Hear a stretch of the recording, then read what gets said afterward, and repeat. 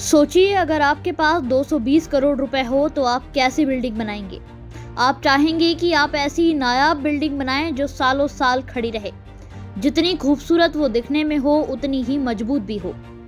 जोधपुर में Rajasthan high court की नई बिल्डिंग आप सभी ने फोटो, टीवी या फिर रियल में देखी होगी। ये बिल्डिंग संसद की तरह दिखती जरूर है, लेकिन उतनी मजबूत बिल्कुल नहीं है। 220 करोड़ खर्च करने के बाद भी ये बिल्डिंग हादसों का गढ़ बन चुकी है। महज 2 साल में इतने हादसे हो चुके हैं कि वकीलों से लेकर जज तक भी डर के साए में काम कर रहे हैं। आप सोच रहे होंगे कि इतनी बड़ी रकम खर्च की गई, फिर भी ऐसे हालात क्यों? हम आपको बता दें कि जोधपुर में मौजूद राजस्थान हाई कोर्ट की बिल्डिंग में पिछले 2 साल के अंदर 7 से ज्यादा हादसे हो चुके हैं। कभी चैम्बर की छत गिरना शुरू हो जाती है, कभी दीवारों और पिलर में दरारें आ जाती है। सोचिए, 2 साल में ही बिल्डिंग के सरिये फूलने लगे हैं और फायर सेफ्टी सिस्टम की तो बात करना ही बेमानी होगी। ऐसे हालातों के बावजूद भी भवन में भी कोर्ट प्रोसीडिंग हो रही है। वकीलों को भी हादसे का डर सताने लगा है, जिसके चलते अब हाईकोर्ट बिल्डिंग के निर्माण कार्य पर सवाल उठने लगे हैं। कहीं बिल्डिंग बनाने के दौरान घटिया निर्माण सामग्री का इस्तेमाल तो नहीं किया गया।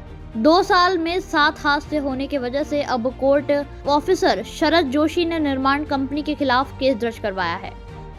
फरवरी 2023 में चैम्बर नंबर 14 की छत ही गिर गई। कोर्ट नंबर 2 और चैम्बर नंबर 16 में भी फॉल सीलिंग के हादसे हो चुके हैं। महज 1 महीने बाद ही अप्रैल 2023 में ही डोम एरिया की छत का कुछ हिस्सा गिरा था। फिर 1 महीने के बाद जून 2023 में सिविल विविध अपील अनुभाग और बिल अनुभाग की छत का प्लास्टर उखड़कर गिर गया। साल बदला लेकिन हालात नहीं बदले। सितंबर 2024 में तो छत ही टपकना शुरू हो गई। सितंबर में ही कोर्ट चैम्बर नंबर 2 में आग लग गई। इसी महीने की 24 तारीख को लिफ्ट के पास छत गिर गई।